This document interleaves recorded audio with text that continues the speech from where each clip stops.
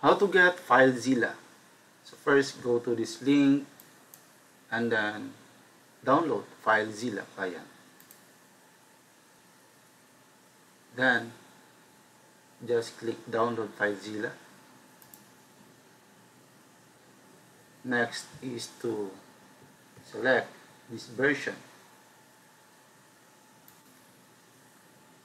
It will automatically download the files. And now let's install the FileZilla in our computer. Double click, just agree, next, next, next, and so on and so forth. Let the program install.